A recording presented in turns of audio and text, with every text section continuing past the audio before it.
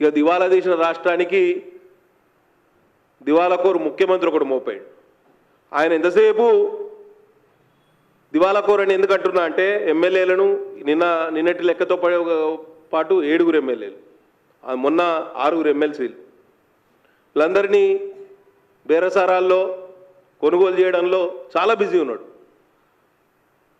అసలు ఈ జుగుప్సాకరంగా సాగుతున్న ఈ బేరసారాల వల్ల ఎటువంటి సందేశం ఇవ్వదలుచుకున్నాడు ముఖ్యమంత్రి గారు అనేది అందరికీ తెలియజేయాలి. కేశవరావు గారి విషయంలో అనుసరించిన విధానం మిగతా ఎమ్మెల్యేలకు ఎమ్మెల్సీలకు ఎందుకు వర్తించదండి? ఆయన రాజీనామా చేసి ఆయన పదవి తీసుకోవాలనుకున్నాడు. We should appreciate him. Actually Keshava Rao గారు రాజ్యసభ సభ్యత్వానికి రాజీనామా చేసి ఇవాళ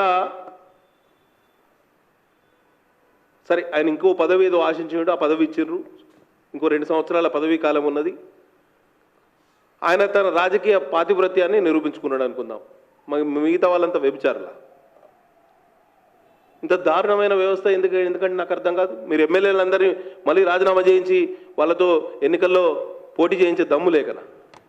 ఎమ్మెల్సీలందరినీ కొనుగోలు చేసే కార్యక్రమం. ఒకవైపు పల్లెలు పట్టణాలు పూర్తిగా నిధుల లేమితోటి గాడి తప్పిన పాలనతోటి ఇబ్బంది పడుతూ ఉంటే, ఇంకోవైపు రాష్ట్ర ప్రభుత్వం, రాష్ట్రంలో ఉన్న మంత్రులు, కాంగ్రెస్ నాయకులు అవినీతి పంకిళ్లలో కూరుకుపోయారు. మీరు మొన్ననే ఎన్నికల కన్నా ముందు, పార్లమెంట్ ఎన్నికల కన్నా ముందు ముఖ్యమంత్రి గారు ఒక జీవో తీశారు. నియోజకవర్గానికి 10 కోట్ల నిధులు ఎస్డిఎఫ్ స్పెషల్ డెవలప్మెంట్ ఫండ్ కింద ఇస్తానమన్నాడు. 1200 కోట్ల కోసం మనకు జీవో వచ్చింది. ఎప్పుడు వచ్చింది? మార్చి 10 తారీఖు ఆ టైంలో వచ్చింది. 1200 కోట్ల నిధులు విడుదల చేశారు. ఇక మేము ప్రతిపక్ష ఎమ్మెల్యేలు ఉన్న దగ్గర, బీజేపీ ఎమ్మెల్యేలు ఉన్నా కానివ్వండి, లేకపోతే బీఆర్ఎస్ ఎమ్మెల్యేలు ఉన్న చోట మాకు సంబంధమే లేకుండా ప్రపోజల్స్ పెట్టిండ్రు. ఇన్ఛార్జ్ మినిస్టర్లు వాటిని ఆమోదింపజేశారు. మా దగ్గర మీకు చెప్తా, ఒక కాగితం చూపిస్తా మీకు.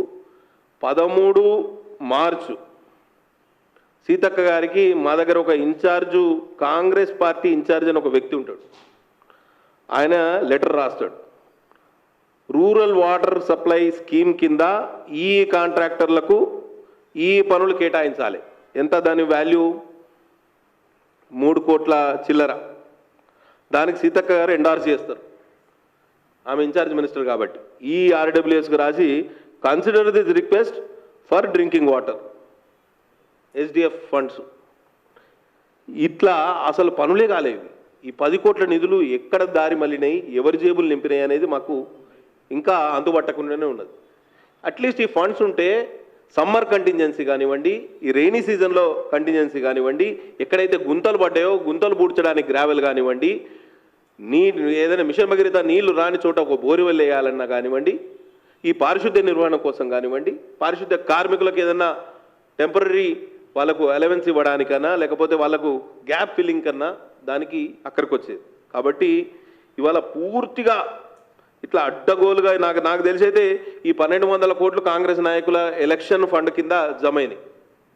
దీని మీద కరెక్ట్ విచారణ చేస్తే, వైట్ పేపర్ రిలీజ్ చేస్తే అసలు విషయాలు బయటపడతాయి. నేను కలెక్టర్ గారిని అడిగిరా, 10 కోట్ల ఫండ్ ముఖ్యమంత్రి గారు ఇచ్చారు, మరి మన దగ్గర ఎక్కడైతే ఖర్చు పెట్టిన దాఖలాలు లేవు. మరి కనీసం ఈ సమ్మర్ కంటింజెన్సీ అన్నా, లేకపోతే ఈ వర్షాకాలంలో ఏమన్నా ఇంపార్టెంట్ వర్క్స్ తీసుకోవడానికైనా మనం ఉపయోగించుకుందామని చెప్తే అసలు దాని లెక్క లేదు, పత్రం లేదు. నేను ఇన్ఛార్జ్ మినిస్టర్ గారి దగ్గర పోయి కూర్చున్నాను. మేడం ఈ ఫండ్స్ ఉన్నాయి కదా, మనం యూటిలైజ్ చేసుకుందామంటే మినిస్టర్ గారు అంటారు, ఇవి కాంగ్రెస్ నాయకులకు ఇచ్చిన ఫండ్స్ కదా అంటారు.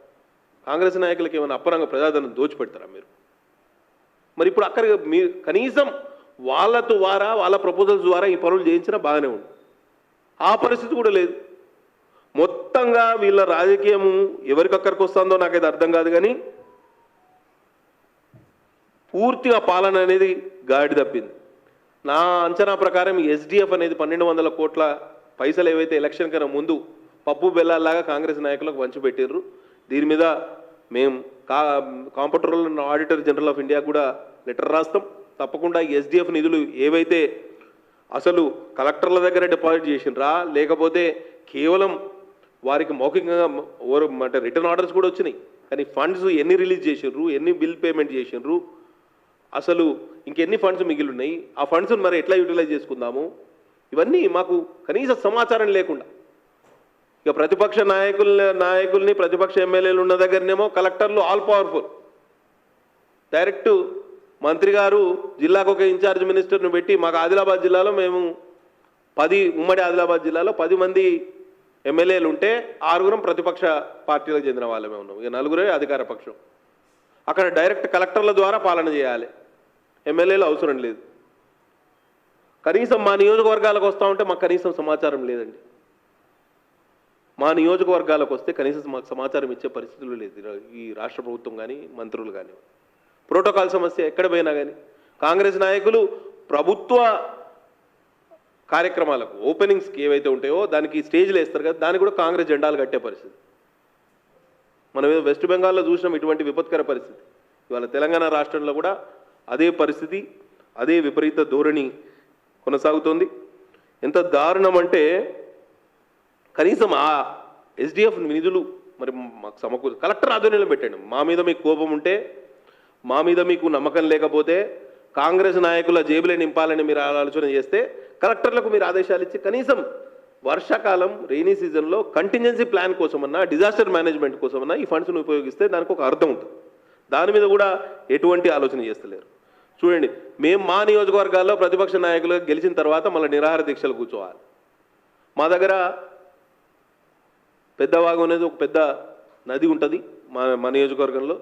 దాని మీద గతంలో ఒక బ్రిడ్జ్ కూలిపోయింది, దాని రిపేర్ వర్క్ ఏదో అంటే హాఫ్ ఆఫ్ ద బ్రిడ్జ్ మళ్ళీ పునర్నిర్మించాల్సి వచ్చింది.